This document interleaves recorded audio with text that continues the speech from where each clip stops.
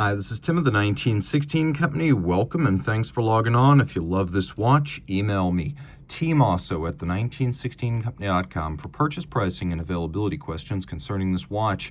Today we discuss a model that was launched as you see it here in 2021 in white gold. It's the Patek Philippe Aquanaut Flyback Chronograph 5968G-001. So this model is part of the family of 42.2 millimeter Aquanauts in white gold. It's quite hefty, and in terms of thickness, thinner than you might think. 12.1 millimeters thick, 50.1 from lug tip to lug tip, and it has a spacing of 22 millimeters in between the lugs. We'll throw it on my wrist, which is 16 centimeters in circumference. I recommend this watch for a wrist of 15 centimeters circumference or larger. You can see I've got a little bit of clearance on each side of my wrist, a bit from over the top too, and then it's low enough that it will slide underneath a formal sleeve or cuff. The strap's integrated. Go back to the first Aquanaut in 1997, and this strap with the Aquanaut cut, or the geosphere cut, was a feature of the collection from the beginning. Now it conforms to the case. There's no gap between case and strap, and also it follows the slope of the lug, so it's very effectively integrated. This is a strap that can be cut and should be cut to length. There are many pre-scored marks to allow cutting it in small increments, and we will cut that for you and guarantee fit. You can see we've got a double folding clasp with little elements of the Calatrava cross inside, twin trigger release so it can't pop open inadvertently. The Calatrava cross, when fully assembled, you'll see it again on the crown, you'll see it again on the case back. This is gray gold. It's the good kind of 18 karat white gold. It's an 18 karat white alloy that never needs to be rhodium plated and is white all the way through.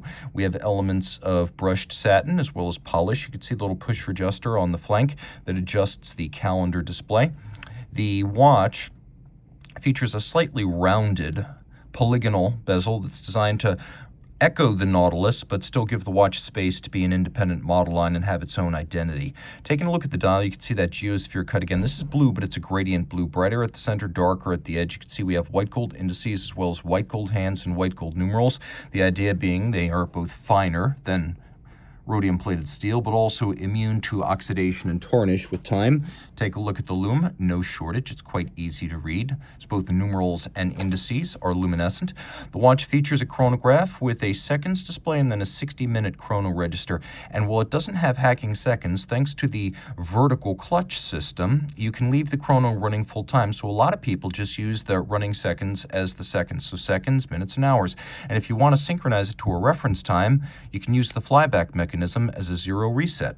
Now, of course, this is a column wheel chronograph, so the action is very crisp, and it's a vertical clutch. There's no jump, stagger, or extraneous motion like you might find with a lateral clutch. And once again, with the vertical clutch, you can leave the system running full time. Chronographs with a 60-minute counter are rare. This watch has it. Hurrah! Turn it all over. You can see we have a screw-down crown right here. 120 meters rated as it was built. Turn it all over. We have caliber 28-520, automatic winding. It's got a 55-hour power reserve, a 4 hertz beat rate. It's adjusted to 6 positions, not the chronometer standard 5 pivots on 32 joules. You can see the column wheel is a little bit of a curious one. It's sort of a fusion of a cam in that it has lobes rather than crenellated towers, but also of a column wheel in that it rotates rather than shifts back and forth like a cam. But the feel and the sound, that of a column wheel. We've got a free-sprung Gyromax style balance, which is both easier to adjust precisely than a mobile stud index and more shock resistant. And we've got a latest generation Spiromax silicone hairspring, which is both anti-magnetic, but due to its unique profiling through deep reactive ion etching, although it is flat and thin like a flat hairspring, it breathes concentrically like an overcoil. And we have a ceramic ball bearing system at the center to make it a very efficient winder. It's a 30 millimeter movement, so it fits nicely in this case. And this watch, as built from the factory, was guaranteed to run no worse than -3 + 2 seconds per 24 hours. One of the elements associated with the Patek Philippe seal. Finish is high grade, a combination of manual and automated process, but Patek does a better job of emphasizing the manual elements than some of its competitors, like, for example, Audemars Piguet or FP Journe. In this space, Patek's medley of hand and mechanical finishing leans more heavily on the hand-finished elements, or at least that is the aesthetic, so you will not be disappointed. If you love this watch, reach out to Team Mosso at the1916company.com for purchase and pricing details.